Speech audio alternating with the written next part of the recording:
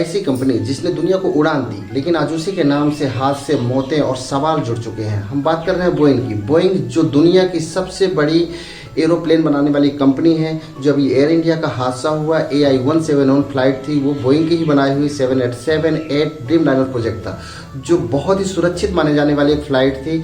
फिर भी उसके नाम से हादसा हो गया। तो इसके पहले और कौन कौन से हादसे हुए हैं बोइंग के साथ में, बोइंग का सच क्या है? हमेशा सवालों के घेरे में बोइंग रही है। सभी कुछ समझने की कोशिश करेंगे आज इस वीडियो पर। प्लीज़ वीडियो पर बने रहिए। नमस्कार स्वीकार कीजिएगा, मैं हूं महेश, आप देख रहे हैं महेश राजेश इन्फो। हमारे चैनल को सब्सक्राइब कर लीजिएगा, वीडियो को लाइक कर लीजिएगा, शेयर अवश्य कीजिएगा। शुरू करते हैं आज का खास इंफोटेनमेंट।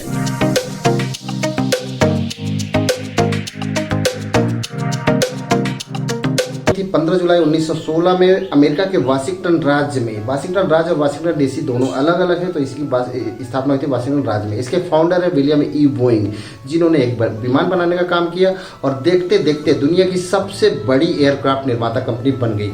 इसके कुछ जो वर्जन है वो बहुत ज़्यादा प्रसिद्ध रहे, जिनमें से बोइंग 737 एक जंबो जेट है, बहुत बड़ा जंबो जेट कहलाता है। दूसरा है 777, बोइंग 777 जो लॉन्ग डिस्टेंस की फ़्लाइट कहलाती हैं, और लॉन्ग डिस्टेंस में जो भी कंपनी इसको यूज करती हैं वो लॉन्ग डिस्टेंस के लिए 777 बोइंग 777 का उपयोग करती हैं। और सबसे ज़्यादा जो बिकने वाली इसकी फ़्लाइट है वो बोइंग 737 मैक्स है।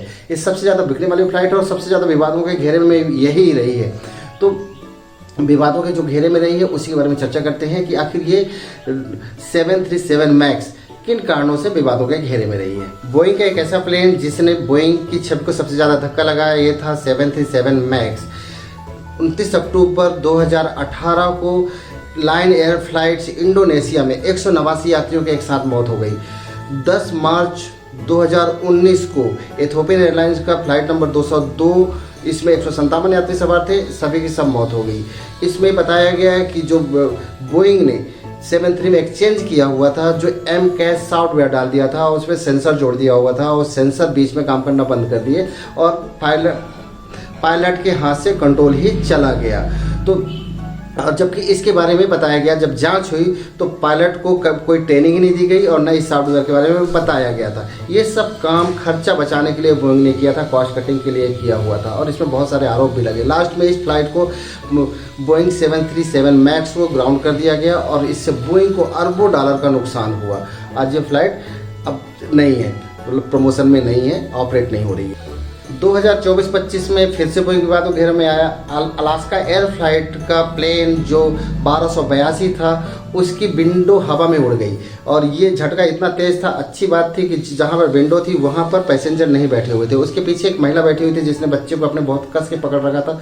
ये बहुत अच्छी बात थी, पायलट ने समझदारी से काम ली, इसको सुरक्षित उतार लिया गया और इसमें किसी भी तरीके की जान माल की नुकसान नहीं हुई। इसके बाद बोइंग में जो बोइंग पर जाँच तेज हो गई। बोइंग के CEO को FAA फेडरल अमेरिकन एजेंसी में फेडरल एविएशन एजेंसी पे जाना पड़ा, उसके सामने इसको पेश होना पड़ा उनके CEO को, और अमेरिका सीनेट में भी इसको जाना पड़ा और उस पर बहुत सवाल उठाए गए कि ये सुरक्षा के लिए काम नहीं कर रही है बोइंग। और आज ये फिर से एक सवाल के घेरे में यहाँ से खड़ी हो पाएगी या कि इतिहास बनकर रह जाएगी, ये बात तो हवा में ही है, ये बात भविष्य बताएगा। लेकिन टेक्नोलॉजी, हम जो समझना चाहते हैं कि टेक्नोलॉजी कितनी भी आगे चली जाए, कितनी भी ऊपर हो जाए, लेकिन मानव सुरक्षा सबसे ऊपर होनी चाहिए, ये हमारा समझना है। और यदि आपको अभी भी बोइंग पर भरोसा है तो हमें कमेंट कर जरूर बताएं। नमस्कार, धन्यवाद।